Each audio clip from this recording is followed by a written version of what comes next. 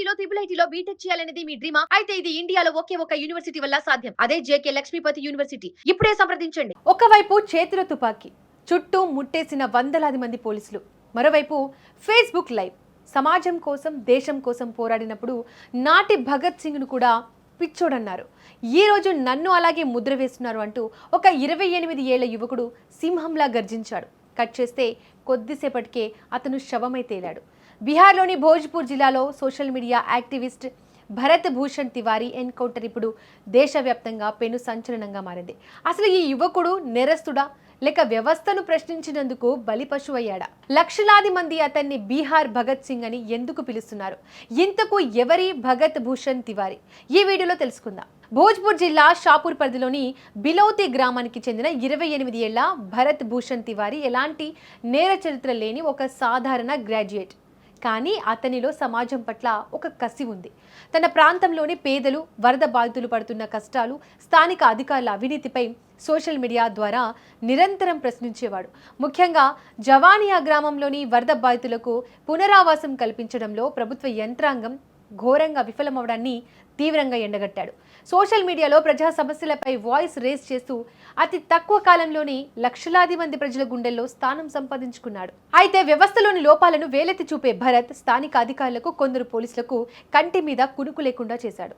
అధికారుల నిర్లక్ష్యానికి విసిగిపోయిన భరత్ తివారీ ఓ రోజు ఫేస్బుక్ లైవ్లోకి వచ్చి ఒక అక్రమ ఆయుధాన్ని చూపిస్తూ అవినీతి అధికారులకు బుద్ధి చెప్తానంటూ ఆవేశంతో కొన్ని వ్యాఖ్యలు చేశాడు.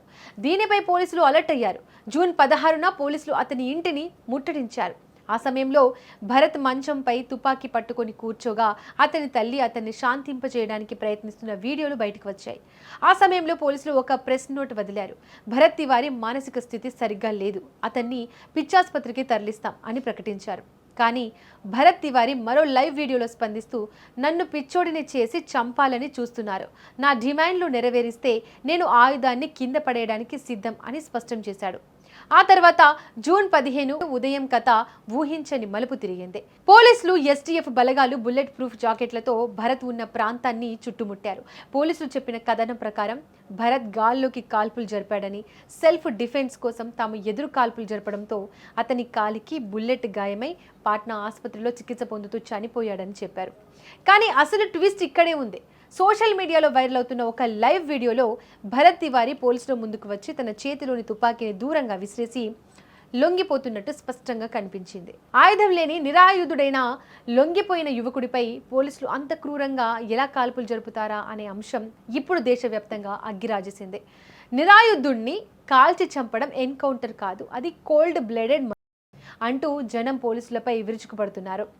వ్యవస్థను ప్రశ్నించినందుకు ఒక యువకుణ్ణి తుపాకీ బుల్లెట్లతో నిశ్శబ్దం చేయాలని చూసిన పోలీసులకు ప్రజలు గట్టి షాక్ ఇచ్చారు. భరత్ తివారీ మృతదేహాన్ని రోడ్డుపై ఉంచి లక్షలాది మంది ప్రజలు, హక్కుల సంఘాలు ఆరా బాక్సర్ హైవేను దిగ్బంధించాయి.